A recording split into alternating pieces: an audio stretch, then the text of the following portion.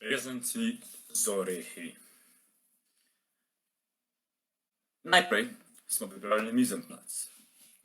Ja, mizenplac imamo sladkor, moko, rum, cimet, moka, orehi in tako naprej. Ampak odvili smo, da nekaj manjka. Ampak kaj manjka? Zato smo šli v sosedu, da bi kupili sladko smetano. In na srečo so jo imeli. Zato smo kupili sladko smetano in se odpravili nazaj domov. Ok.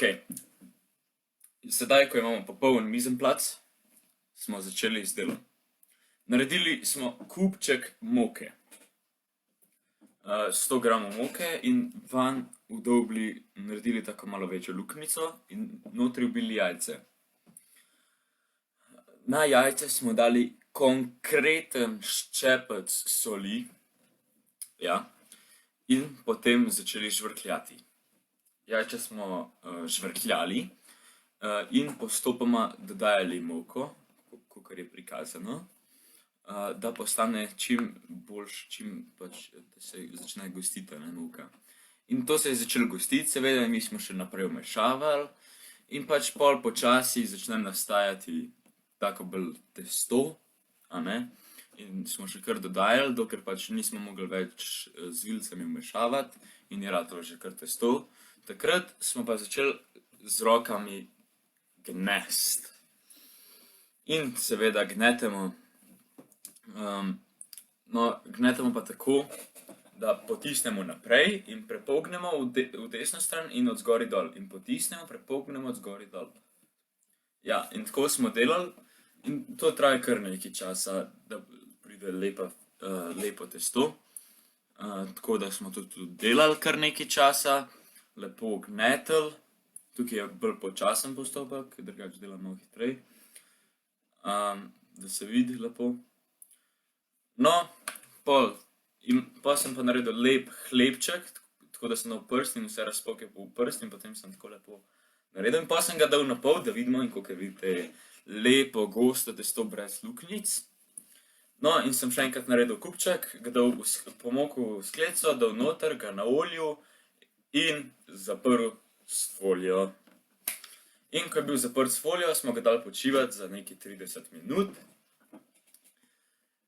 No, smo počistili in seveda začeli delati orehovo maso. No, smo zmleli orehe, zelo lepo zmleti, potem smo zavreli mleko in smo dodali orehe in sladko smetano. Ja, smo dodali sladko smetano, potem smo dodali še sladkor, ja, pa malo cimeta smo dodali, zelo lepo cimeta smo dodali, da bo lepši okus. Potem smo dodali še malo ruma, saj smo dali samo kakšno žličko, 2, toliko da je okus. In na koncu smo to vse lepo zmešali v eno lepo zmes. Ja. No, in potem, ko je testo bilo lepo spočito, smo ga začeli valjati.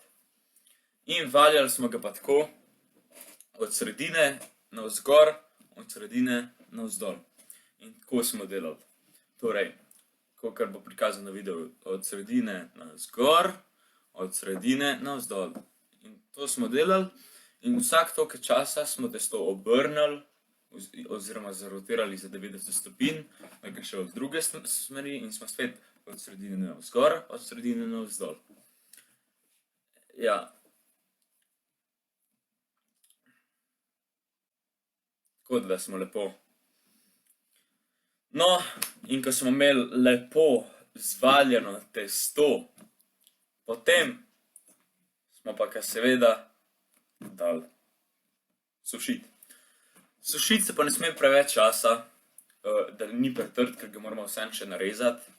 No, in ko se je posušil, smo ga narezali prvo na polovico, potem na četrtine. In te četrtine smo prepolovili še na pol. Nismo jih zrezali, ampak samo prepolovili in začeli rezati na take centimetrske lepe trakce. Takole prečudovito enakomerno narezani 1 centimetrski trakciji. Ja,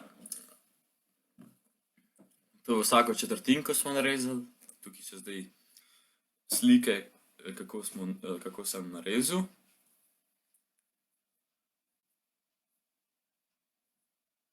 Zelo lepo.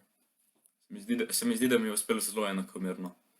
Taki lepi, enaki koščki. No, in seveda smo dali pol rezančke sušiti. Jaz sem jih sušil osebno na krožniku in sem jih vsake toliko časa obračal, ta slika je pa malo bolj tako lepa, da izgleda lepo. No, posolili smo vodo, ki mora biti 10-krat večja kot količina testenin, torej za 100 gramov sestavin neki liter vode.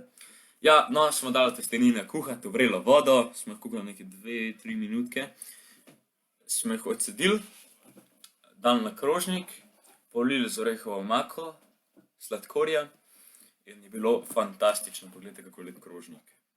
In seveda to je šlo lepo v uši in je bilo odlično. Ja, rad bi rekel hvala. Upam, da nisem govoril preveč neuradno. Ja. No, in to je vse. Hvala.